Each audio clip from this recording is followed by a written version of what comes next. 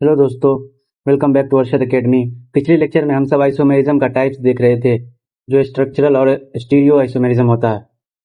आज हम सब डिटेल में पढ़ेंगे स्टीरियो आइसोमेरिज्म, जो थोड़ा सा ट्रिकी है, लेकिन मैं आपको इजी करके समझाने की कोशिश करूंगा। तो चलिए स्टार्ट करते हैं। ये हमारा लेक्चर नंबर 6 है। तो चलिए देखते हैं कि क्या होता है स्टीरियो आइसोमेरिज्म।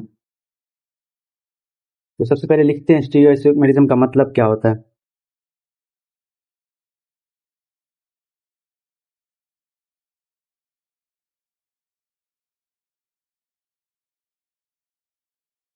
तो स्टीरियो आइसोमेरिज्म का मतलब होता है दोस्तों, फॉर्मूला और कनेक्टिविटी दोनों सेम होता है, लेकिन 3D अरेंजमेंट इसका गलत होता है। तो लिखते हैं इसको, फॉर्मूला एंड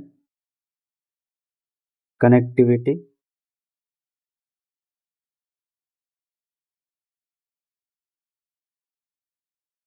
सेम, लेकिन 3D अरेंजमेंट डिफरेंट होता है। यही है मेनली हमारा स्टीरियो आइसोमेरिज्म का डिफरेंस। अब आप हम लोग इसका एग्जांपल देखते हैं जो डेली लाइफ से रिलेटेड होता है, तो हो सकता है हम लोग को और अच्छे से समझ में आएगा। तो इसका डेली लाइफ एग्जांपल है दोस्तों। अगर आप लोग सोचिए कि आपके पास एक डिजाइन का रूबिक्स क्यूब है, रूबिक्स क्यूब होता है ना, वही है। लेकिन एक क्यूब में रेड साइड ऊपर होता है और दूसरे में ब्लू साइड ऊपर होता है। शेप और स्ट्रक्चर तो दोनों का सेम ही होता है, लेकिन अरेंजमेंट डिफरेंट होता है, इसी रूबिक्स क्यूब होता है। हम मान लेते हैं कि ये दो है, किसी के पास, एक आपके पास एक आपके भाई के पास है, तो दोनों का शेप सेम है। ऐसा हम मानते हैं कि दोनों का शेप सेम है। अब जैसे किसी में क्या है कि आपका रेड कलर का, किसी में आपका यहाँ पे रेड कलर है, यहाँ पे आपका रेड कलर है, लेकिन फिर किसी में दूसरे में क्या होगा आपका, कि ब्लू कलर आपका यहाँ पे होगा, यहाँ पे ब्लू कलर होगा, जबकि दोनों तो सेम ही दिख रहा है। क्यों? क्योंकि मतलब चीज देखने में एक ही जैसा, लेकिन चीज दोनों अलग अलग है। तो केमिस्ट्री में जो ऐसा कंपाउंड होता है उसी को हम लोग बोलते हैं, यही स्टीरियो आइसोमेरिज्म।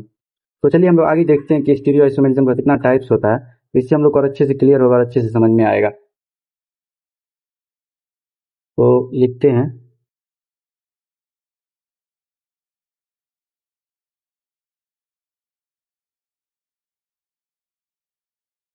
तो अगर लिखे हैं इसे हम लोग,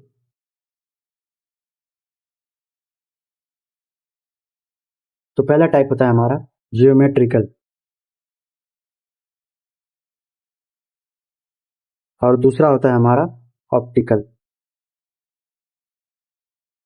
अब ऑप्टिकल में और ज्योमेट्रिकल में क्या डिफरेंस है? तो ऑप्टिकल ज्योमेट्रिकल होता है कि इसमें क्या होता है,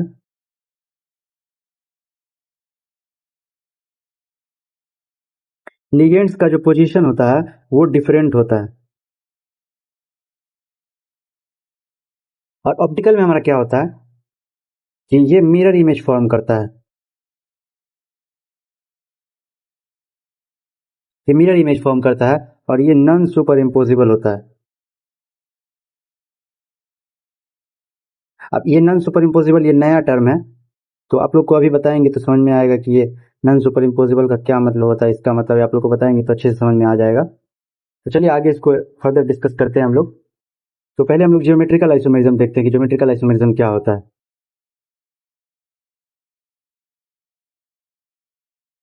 तो ज्योमेट्रिकल आइसोमेरिज्म का अगर डेफिनेशन देखें, तो when ligands occupy different position in space around the central metal atom giving different spatial arrangement. इसका क्या मतलब हुआ, इतना भारी इंग्लिश टर्म का क्या मतलब हुआ कि सेंट्रल मेटल एटम से वो लिगेंड उससे मतलब डिफरेंट डिफरेंट पोजीशन पे जुड़ा होगा, और इसको अलग अलग पोजीशन, इसको अलग डिजाइन बनाएगा, अलग शेप देगा।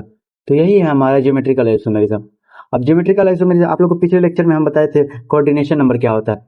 तो हमारा ये जो आइसोमेरिज्म है ये डायरेक्ट कोऑर्डिनेशन नंबर से रिलेटेड है। अगर आपका कोऑर्डिनेशन नंबर का लेक्चर आप लोग नहीं देखे हैं तो पहले वो भी देख लीजिए, तो आपको अच्छे से यहाँ समझ में आएगा। अगर आप लोग पहले से कहीं से कोऑर्डिनेशन नंबर पढ़े हैं तभी समझ में आ जाएगा।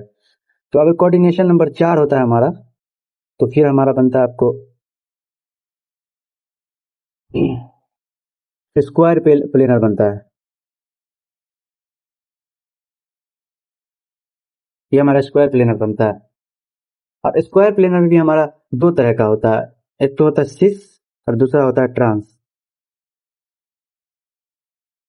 एक होता है सिस और दूसरा होता है ट्रांस। अब सिस का और ट्रांस का क्या मतलब है, तो सिस को पहले ये हम लोग करते हैं, सिमिलर लिगेंड मतलब एक लिगेंड, मान लीजिए यहाँ पे कोई बॉन्ड बन रहा है। एक एग्जांपल से हम लोग देखते हैं कि ये बॉन्ड बन रहा, मानते हैं, थोड़ा बड़ा कर लेते हैं। जैसे मानते हैं कि ये बॉन्ड बन रहा है हम लोग, हमारा यहाँ पे एक मेटल है, यहाँ पे बॉन्ड बना, ये बना, ये बना, ये बना, ये यहाँ पे हमारा लिगेंड से जुड़ा हुआ है। अब सिस का क्या मतलब है कि एक ही जैसा लिगेंड, अगर ये एक्स और वाई है, अब यहाँ पे क्या है, 4 पोजीशन है, तो 2-2 एक्स होगा और 2-2 वाई होगा हमारा, या कोई दूसरा वाई की जगह पे कुछ जेड भी हो सकता है, या एक्स की जगह पे जेड हो सकता है। अब सिस का मतलब है हमारा कि एक्स के पोजीशन पे हमारा, देखिएगा, अगर यहाँ एक्स है तो अगर सेम साइड हमारा एक्स लगा हुआ है तो ये हमारा सिस कहलाता है। अगर मान लीजिए ये हमारा नहीं होता और हमारा, अगर इसको हम मिटा के हमारा एक्स यहाँ होता, मतलब ये एक्स वाला लिगेंड यहाँ जुड़ा होता, तो फिर ये सिस नहीं होता। सिस कब होगा? ये जब सिस यहाँ जुड़ा होगा तब हमारा सिस होगा, यहाँ सिस जुड़ेगा तब नहीं होगा ये हमारा। यहाँ हमारा ठीक है, यहाँ हमारा ठीक है, तो ये देखिए, देखिए दोनों सेम साइड जुड़ा हुआ है, तो इससे हमारा सिस का पता चलता है कि ये हमारा सिस है। अब ट्रांस देखते हैं, तो ट्रांस का भी ऐसा ही होता है, जैसे ट्रांस का एक शेप बनाते हैं, मान लीजिए, तो ये हमारा एक बॉन्ड बना हुआ है। इसको हम स्क्वायर इसलिए बना रहे हैं कि आप लोग को अच्छे से समझ में आएगा। 4 बॉन्ड बनता है, मान लीजिए, तो स्क्वायर प्लेनर पे 4 बॉन्ड बनता है, ये आप लोग को पता है। तो ये अपोजिट साइड है। अगर हमारा एक्स था अभी यहाँ पे, जैसे एक्स था, वाई था, मान लीजिए 4 है, तो 2 एक्स है और 2 वाई है। अब यहाँ पे क्या, अगर एक्स यहाँ पे जुड़ा है तो ये है सेम साइड, या फिर ये है सेम साइड, कोई एक साइड सेम है, तो क्या होगा कि सेम साइड ना जुड़ के एक्स जो होगा अपोजिट साइड जुड़ेगा, तो ये हमारा ट्रांस कहलाएगा, ये हमारा ट्रांस कहला रहा है। और ऊपर अभी हम बनाए थे वो सिस कहला रहा था। क्यों? क्योंकि यहाँ पे जो हमारा है ये अलग अलग बन रहा है। देखिए यहाँ पे हमारा ना जुड़ के यहाँ जुड़ रहा, मतलब अपोजिट साइड में जुड़ रहा है, तो इसीलिए हमारा ये सिस कहला, ट्रांस कहला रहा है। तो बस मेनली 2 इसमें है। अभी आपका इसको फिगर दिखाएंगे तो आपको अच्छे से समझ में आएगा। अभी 1 मिनट, थोड़ा सा, अभी 1 मिनट देखिएगा आप। यहाँ देखिए, एक एग्जाम्पल लेते हैं हम लोग। हमारा एग्जाम्पल है platinum Pt NH3 whole twice. अब ये हमारा Cl2 है। अब आप लोग देखिएगा यहाँ, इसका हम लोग इसका फिगर बनाते हैं, प्लेटिनम। अब क्या होगा, नाइट्रोजन, 2 नाइट्रोजन है, तो नाइट्रोजन क्या करेगा कि इससे जुड़ेगा, बॉन्ड बनाएगा, क्योंकि नाइट्रोजन के पास एक लोन पेयर पे बॉन्ड बनाएगा, तो इसका हम अभी स्क्वायर प्लेनर है। अगर 4 कोऑर्डिनेशन नंबर होगा तो स्क्वायर प्लेनर होगा। अब देखिएगा यहाँ ये 2 है, इसको अगर हम अंदर कर देंगे कॉन्ट्रा इनको, तो फिर ये हमारा 4 हो जाएगा, 4 कोऑर्डिनेशन नंबर हो जाएगा, 4 कोऑर्डिनेशन नंबर हो जाएगा। तो अब क्या करेगा कि अगर NH2 यहाँ पे जुड़ रहा है, तो आप क्या पोजीशन, मतलब क्या ये हो सकता है हमारा, एक या तो NH2 यहाँ जुड़ेगा, या तो एक NH2 यहाँ जुड़ेगा, या तो एक NH2 यहाँ जुड़ेगा, क्योंकि हमारे पास Cl भी है, तो फिर हमको Cl का भी देखना पड़ेगा। Cl हमारे पास 2 है और NH2 भी हमारे पास 2 है। तो अब हम लोग डिसाइड करेंगे कि कहाँ पे हमको एक NH2 हमारा बचा हुआ है उसको कहाँ लगाएंगे। तो अगर हम लोग यहाँ पे लगाएंगे NH2 को, जो हमारा NH2 बचा हुआ है, तो फिर अब हमारे पास 2 Cl भी है, तो एक Cl को यहाँ लगा देंगे और एक Cl को यहाँ लगा देंगे। तो देखिए अभी हम आपको बताए थे कि अगर सेम साइड जुड़ेगा तो हमारा सिस होगा। तो देखिएगा यहाँ NH2 आपका इधर जो भी जुड़ा हुआ एकदम सेम साइड है, फिर यहाँ आपका Cl है, तो फिर उसी के साइड में Cl भी है, तो ये क्या हो गया हमारा, ये हमारा हो गया सिस, सिस शेप बना। अगर हम इसी को भी ट्रांस करेंगे तो आपको अभी ट्रांस का शेप दिखाते हैं। अगर हमारा ये Pt है और हम इसका 4 बॉन्ड बनाते हैं, क्योंकि ये स्क्वायर प्लेनर बनेगा और 4 कोऑर्डिनेशन नंबर है। अब हमारे पास क्या है, NH3 हमारे पास 2 है और Cl हमारे पास 2 है। अब हम क्या करेंगे, एक Cl यहाँ लगा लिए। अब हमारे पास क्या बचा, एक Cl अगर यहाँ लग गया है तो क्या फिर करेंगे, तो यहाँ लगा सकते हैं, फिर यहाँ लगा सकते हैं, फिर यहाँ। अब हमको ट्रांस बनाना है, हमको क्या बनाना है, ट्रांस बनाना है। अगर हमको ट्रांस बनाना है तो हम क्या करेंगे कि दूसरा Cl को यहाँ लगा देंगे। क्यों? क्योंकि देखिए ये अपोजिट साइड में हो गया, तो अब हमारा ट्रांस बन जाएगा। तो अब बचेगा हमारा NH3, उसको NH3 को यहाँ लगा दिया। देखिए दोनों अपोजिट साइड में, ये इसका अपोजिट ये है और इसका अपोजिट ये है, तो हमारा बन गया ट्रांस से बन गया हमारा। तो बस ऐसा ही था। और एक क्वेश्चन आपसे अभी हम पूछना चाहते हैं कि अगर बताइएगा कि कौन सा आइसोमेरिज्म ज़्यादा रिएक्टिव होता है, इसका आप लोग बताइएगा कि कौन सा ज़्यादा रिएक्टिव होगा। अब आप लोग थोड़ा सा केमिस्ट्री अगर पढ़े होंगे तो आपको समझ में आएगा कि ये अगर मेटल है, ये है, ये बॉन्ड बना हुआ हमारा, तो आप बताइएगा कि ज़्यादा रिएक्टिव कौन सा होता है। सिस में क्या होगा कि अगर हम लोग यहाँ पे कुछ जोड़ेंगे, यहाँ पे जोड़ेंगे, अगर यहाँ पे जोड़ेंगे, तो अगर हम लोग क्या करेंगे, अगर सिस बनाना है तो हम लोग क्या करना होगा, सेम साइड कोई भी एटम को, अगर ये हमारा एक्स यहाँ पे जोड़ रहे हैं तो यही बॉक्स हमको यहाँ पे जोड़ना पड़ेगा। अब क्या होगा कि देखिए फिर यहाँ आपस में दोनों यहाँ बॉन्ड बना लेगा, या फिर सब आसपास में सिस है, तो क्या होगा कि ये ज़्यादा रिएक्टिव होगा। सिस जो होता है ज़्यादा रिएक्टिव होता है। ट्रांस में क्या होगा कि ट्रांस है हमारा दूर दूर है, एक यहाँ लगेगा तो दूसरा यहाँ लगेगा, कितना दूर है ये दोनों आपस में, कितना दूर है, तो इसीलिए ट्रांस थोड़ा कम रिएक्टिव होता है।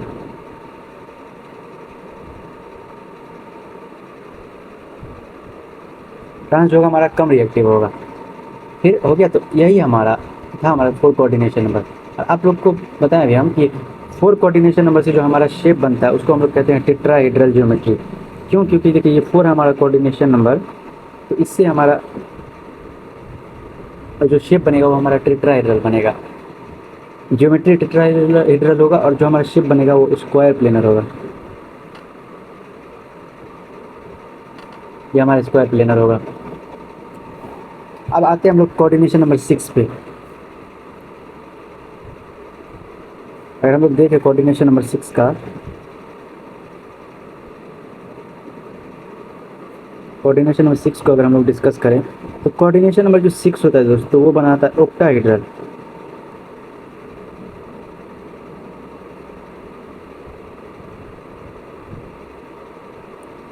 ऑक्टाहेड्रल हमारा बनाता है, कोऑर्डिनेशन नंबर 6 से हमारा ऑक्टाहेड्रल बनता है। इसका अगर हम लोग एक एग्जांपल लें, अभी एक एग्जांपल लेते हैं, तो इसका अगर अभी हम एग्जांपल लेंगे तो सबसे बढ़िया एग्जांपल होगा CONH3 4 Cl2 का बाहर में हमारा प्लस होगा। अब इसमें क्या है देखिएगा कि यहाँ लिगेंड है 2 और फिर यहाँ 4 है, तो क्या हुआ, ये हमारा 6 लिगेंड जुड़ा हुआ है। हमारा लिगेंड 6 जुड़ा हुआ है। कंपाउंड का फॉर्मूला CONH3 4 Cl2 प्लस। इसमें सिस और ट्रांस बनेगा, हमको 2 बनाना होगा, सिस और ट्रांस दोनों बनाना होगा। तो सिस इसमें देखिएगा अगर हम बनाए जैसे CO, अब इसमें ऑक्टाहेड्रल बन रहा है। तो ऑक्टाहेड्रल क्या होता है, ऑक्टाहेड्रल ऊपर नीचे भी बनेगा हमारा। ऑक्टाहेड्रल अगर ये हम ऐसे बनाए तो ऑक्टाहेड्रल ऐसे बनता है, ये हमारा ये ऑक्टाहेड्रल का ऐसे बनता है ना शेप, देख लीजिए। अब इसमें अगर मान लीजिए कि हमारे पास कितना 6 है, ये हमारे पास 6 देख रहे हैं आप, कोऑर्डिनेशन में हमारा 6 है। तो अगर हम जोड़ें किसी दूसरे मतलब दूसरे, अगर यहाँ पे हम Cl अपना लिगेंड सब लिखना शुरू करें, तो अगर हम Cl यहाँ लिखेंगे, 2 Cl है तो हम यहाँ लिख सकते हैं एक Cl, तो फिर हमारे पास NH3 बचा, तो एक NH3 यहाँ लगेगा, एक फिर यहाँ लगेगा, फिर एक यहाँ लगेगा और फिर एक बचेगा हमारा वो यहाँ लगेगा। कितना हुआ देखें, 2 3 4 5 6 हमारा हो गया। तो कोऑर्डिनेशन नंबर कितना है हमारा 6 था, तो 6 हमारे पास लिगेंड था। तो अब इसमें हम लोग देखते हैं, इसमें कॉन्सेप्ट होता है फेस और मर, फेशियल और मेरिडोनियल। ये 2 कॉन्सेप्ट थोड़ा सा अच्छे से समझिएगा आप लोग, तो फिर आप लोग का क्लियर हो जाएगा। फेशियल क्या होता है, फेशियल में 3 लिगेंड अगर हुआ, इसमें 3 लिगेंड है अगर, तो एक ही फेस पे होगा। ऑक्टाहेड्रॉन होता है ना हमारा, ऑक्टाहेड्रॉन कैसे बनता है, ये ऑक्टाहेड्रॉन अगर हम लोग बनाएं तो ऑक्टाहेड्रॉन ऐसे बनता है, फिर ऐसे बनेगा ऑक्टाहेड्रॉन। ये आप लोग को 3D में हम दिखाने का कोशिश करेंगे अगले लेक्चर में। तो ऑक्टाहेड्रॉन बनेगा। ऑक्टाहेड्रॉन में क्या होगा, जैसे अगर कोशिश करें हम अच्छे से बनाने का,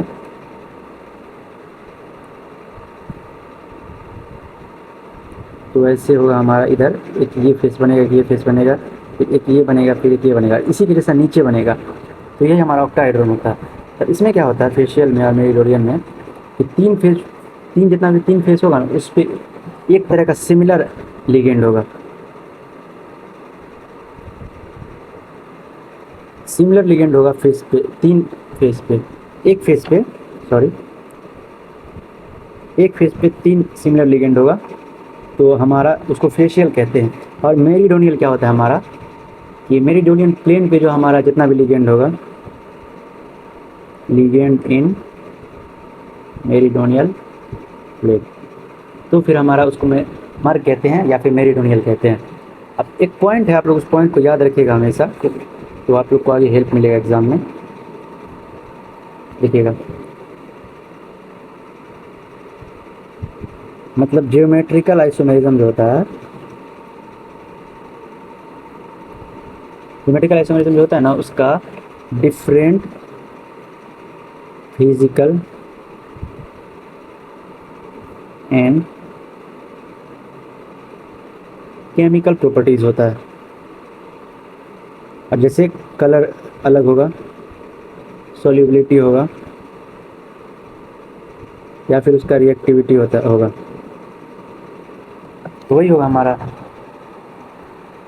ये हम जो भी जाने कि ज्योमेट्रिकल आइसोमेरिज्म में ये हमारा फिजिकल प्रॉपर्टी डिफरेंट होता है, जैसे कलर, सॉल्युबिलिटी, रिएक्टिविटी, तो वही होता है हमारा ज्योमेट्रिकल आइसोमेरिज्म का एक पॉइंट है। इसको अगर आप लोग याद रखिएगा तो आप लोग को एग्जाम में काम दे सकता है।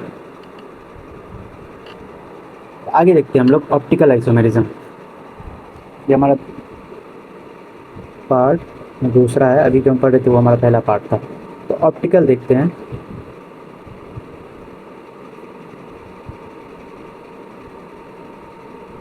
ऑप्टिकल देखते हैं तो ऑप्टिकल आइसोमेरिज्म क्या होता है दोस्तों कि optical isomerism are the mirror images of each other that can not be superimpose just like one left hand and right hand. मतलब आप अपने लेफ्ट हैंड को आप अपने सामने रखिए, फिर आप अपने राइट हैंड को अपने सामने रखिए। जैसे हमारा लेफ्ट हैंड वैसे हो तो होगा ना, मान लीजिए कि ये हमारा लेफ्ट हैंड हुआ, ये हमारा लेफ्ट हैंड हुआ। अब ये हमारा राइट हैंड भी अगर हुआ, ये हमारा राइट हैंड अगर हुआ तो क्या होगा कि ये हमारा राइट हैंड दोनों आपस में नहीं मैच करेगा। अगर आपको दोनों को देखिएगा, आप अपने लेफ्ट हैंड को और अपने राइट हैंड को, दोनों अलग अलग है। देखिए ये अलग है, ये अलग है। भले ही एक आपस में अगर दोनों को मिलाइएगा, आप दोनों को एक के दूसरे के ऊपर रखिएगा तो एक जैसा दिखेगा, लेकिन दोनों अलग अलग है, दोनों का आपका बनावट अलग अलग है और वो आपस में सुपर इम्पोज नहीं होगा। एक के ऊपर एक रखिएगा तो आपका नहीं बनेगा। अगर आपका जैसे अगर आप एक के ऊपर एक रख भी रहे हैं तो जैसे अगर आपका ये अंगूठा है, फिंगर है, जैसे मान लीजिए, तब दूसरा रखिएगा तो आपका अंगूठा इधर आ जाएगा, फिर आपका फिंगर सब ऐसे हो जाएगा, फिर ऐसे मतलब अंगूठा आपका इधर आ गया, एक का अंगूठा इधर आ गया, ये थंब आपका इधर है और एक थंब आपका इधर है, मतलब आपका अलग अलग हो गया, ये सुपर इम्पोज नहीं हुआ। तो यही होता है नॉन सुपर इम्पोजिबल। तो इसी को हम लोग कहते हैं ऑप्टिकल आइसोमेरिज्म। और आगे देखते हैं कि हम कैसे पता लगाएंगे कि ऑप्टिकल आइसोमेरिज्म हो रहा है या नहीं है। When does optical isomerism occurs, कब पता लगाएंगे? तो इसके लिए 2 पॉइंट याद रखिएगा तो आप लोग को अच्छे से समझ में आएगा। ये ऑक्टाहेड्रल में होता है, ऑक्टाहेड्रल में आपको देखने के लिए मिलेगा, और बाइडेंटेट होना चाहिए। बाइडेंटेट लिगेंड्स होगा तो आपको ये देखने के लिए मिलेगा। जैसे एग्जांपल में अगर EN हुआ हमारा या फिर C2O4-2 हुआ तो आपका ये आपको ऑप्टिकल आइसोमेरिज्म दिखेगा। और ये हमारा दूसरा पॉइंट है, ये स्क्वायर प्लेनर में शायद ही कभी दिखता है, मतलब स्क्वायर प्लेनर में आपको नहीं दिखेगा, मैक्स टू मैक्स नहीं दिखेगा। कोई स्पेशल केस होगा तो आपको दिखेगा, नहीं तो नहीं दिखेगा। फिर स्पेशल केसेस में ही आपको दिखेगा। जैसे इसका एग्जांपल लेते हैं अभी हम लोग, तो एक एग्जांपल देखते हैं, COEN3+3। अब इसमें बताइएगा आप लोग कि EN क्या है, EN का डेंटिसिटी क्या है। हम पिछले लेक्चर में आपको बताए थे, इससे पीछे के पीछे वाले लेक्चर में कि डेंटिसिटी क्या होता है, कैसे होता है। तो EN क्या है? इथिलीन डायमीन है ये, और इसका डेंटिसिटी 2 होता है, ये बाइडेंटेट है, ये हमारा बाइडेंटेट है। अब यहाँ पे देखिएगा आप कि 3 आपको दिख रहा है, मतलब 3 × 2 कितना हो गया हमारा, इसका तो 6 हो गया। और ये हमारा, तो इसमें 3 हमारा इथिलीन लिगेंड है, इथिलीन डायमीन लिगेंड है, EN लिगेंड है। तो ये कायरल कॉम्प्लेक्स बना रहा है इसको, 3 लिगेंड के 3 EN होने की वजह से ये कायरल बना रहा है। अब कायरल क्या होता है? तो कायरल हमारा होता है दोस्तों, जैसे एक कार्बन है तो कायरल कब होगा ये, कि हम लोग कब कहेंगे कि ये कायरल है? अगर कायरल पे ये सब ग्रुप अलग अलग हो तो हम उसको कायरल बोलेंगे। कायरल का मतलब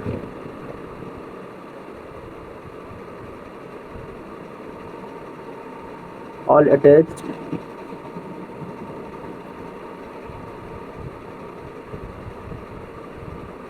जितना भी अटैच ग्रुप है वो डिफरेंट अगर हुआ तो हमारा कायरल हम लोग उसको बोलेंगे, कायरल कंपाउंड बोलेंगे, या कायरल है, कायरल कार्बन कुछ भी बोल सकते हैं। ऑर्गेनिक में कायरल कार्बन हम सबको दिखता है। तो यही हमारा, ये हमारा कायरल बनाता है। जब 6 डेंटिसिटी होगा, EN होगा हमारा कंपाउंड, तो हमारा कायरल कंपाउंड उसको बना देगा, कायरल कॉम्प्लेक्स बना देगा। अब इसमें क्या है, इसी एग्जाम्पल का बात कर रहे हैं अभी हम लोग, इसी एग्जाम्पल का हम लोग बात कर रहे हैं। तो देखिएगा, अगर आप सबसे क्वेश्चन पूछा जाए कि कौन सा आइसोमेरिज्म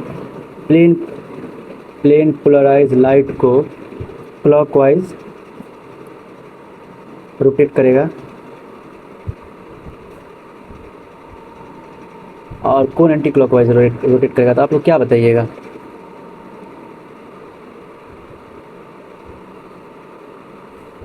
एक होता है दोस्तों हमारा डेक्स्ट्रो, एक होता है लीवो। डेल्टा को हम लोग डेक्स्ट्रो कहते हैं और लेमडा को अभी हम लोग लीवो बोलेंगे। अब डेक्स्ट्रो क्या होता है, डेक्स्ट्रो का मतलब जब हम लोग प्लेन पोलराइज लाइट में हम लोग किसी कंपाउंड को डालेंगे तो वो उसको क्लॉकवाइज रोटेट कर दें। तो जैसे घड़ी चलता है, ये हमारा घड़ी ऐसे नहीं चलता है, घड़ी का कांटा ऐसे ऐसे चलता है, ऐसे चलता है, तो इसको क्लॉकवाइज कहते हैं। अब एंटी क्लॉकवाइज क्या होता है, जब ऐसे उल्टा घड़ी के उल्टे डायरेक्शन में आप लोग चलिएगा तो उसको एंटी क्लॉकवाइज बोलेंगे, इसको क्लॉकवाइज बोलेंगे। तो डेक्स्ट्रो क्या होता है, अभी डेक्स्ट्रो काम करते हैं। डेक्स्ट्रो मतलब प्लेन पोलराइज लाइट को अगर कंपाउंड उसको क्लॉकवाइज डायरेक्शन में रोटेट कर दे तो उसको हम लोग बोलते हैं डेक्स्ट्रो कंपाउंड, डेक्स्ट्रो कंपाउंड। और लीवो क्या होता है, जिसको एंटी क्लॉकवाइज में रोटेट कर दे उसको हम लोग लीवो बोलते हैं। एंटी क्लॉकवाइज में रोटेट कर दे उसको लीवो बोलेंगे हम लोग। तो आप लोग बताइए कि कौन सा पोलराइज में करेगा, एंटी क्लॉकवाइज में रोटेट करेगा। तो डेक्स्ट्रो कंपाउंड ही पीपीएल को क्लॉकवाइज में रोटेट कर देगा।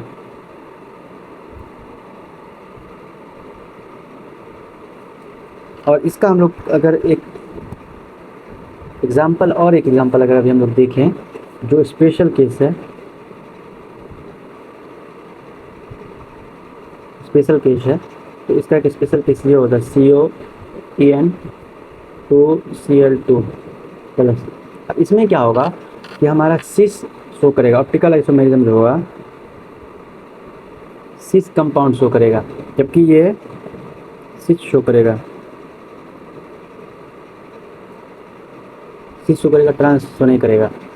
तो इसका रीज़न आप लोग कमेंट में बताइएगा। अगर आप लोग से हो गया तो ठीक, नहीं तो आगे के लेक्चर में हम लोग इसको डिस्कस करेंगे कि सिस क्यों शो कर रहा है, ट्रांस क्यों नहीं शो कर रहा है, जबकि यहाँ भी दो है, यहाँ भी दो। अगर हम लोग चाहेंगे तो एक अगर CL को इधर लगा देंगे, दूसरे CL को इधर लगा देंगे, फिर एक EN को इधर लगा देंगे, दूसरे EN को इधर लगा देंगे, ये हमारा मेटल होगा। तो फिर क्यों हमारा ट्रांस शो नहीं कर सकता है, इसका रीज़न आप लोग बताइएगा कमेंट में। अगर नहीं आप लोग को पता चला तो हम लोग आगे के लेक्चर में ये चीज़ डिस्कस करेंगे। और आप लोग एक एग्ज़ाम के लिए इम्पोर्टेंट है, इसको नोट कर लीजिए कि आप लोग से पूछेगा एग्ज़ाम में कि फिजिकल और ऐसे केमिकल प्रॉपर्टीज़ बताइए ऑप्टिकल आइसोमेरिज्म का, या फिर इसके डायरेक्शन में कौन डायरेक्शन ऑफ रोटेशन बताइए, कि डायरेक्शन ऑफ रोटेशन बताइए पीपीएल में किसको कौन सा रोटेट करेगा, फिर रिएक्शन बताइए ऑप्टिकल एक्टिव कंपाउंड्स का। तो आगे के लेक्चर में हम सब ये सब पढ़ेंगे।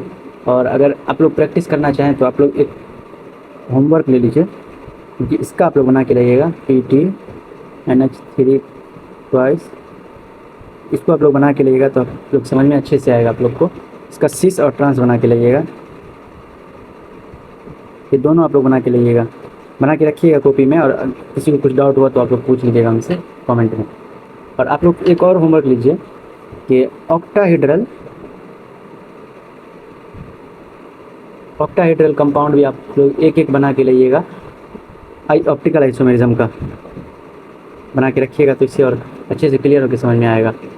तो ठीक है दोस्तों, आज हम सब स्टीरियो आइसोमेरिज्म का कॉन्सेप्ट क्लियर किए, फिर ज्योमेट्रिकल आइसोमेरिज्म, फिर ऑप्टिकल, दोनों के बारे में हम लोग एग्जांपल के साथ पढ़ें। आगे के लेक्चर में हम लोग स्ट्रक्चर ड्रॉ करेंगे। और अगर आपको कोई कन्फ्यूज़न हो तो आप लोग कमेंट में पूछ सकते हैं। तब तक के लिए पढ़ाई करते रहिए विद अरशद अकेडमी। आप लोग को मैथ्स का भी लेक्चर मिल रहा होगा, केमिस्ट्री का भी मिल रहा है। अगर आप लोग को कुछ और किसी सब्जेक्ट का लेक्चर चाहिए, फिजिक्स का या फिर कंप्यूटर का या फिर किसी और सब्जेक्ट का, तो आप लोग कमेंट कीजिएगा तो हम लोग को पता चलेगा कि आप लोग को ज़रूरत है, तो ही हम लोग आगे कुछ कर पाएंगे। तब तक के लिए thank you so much, bye bye.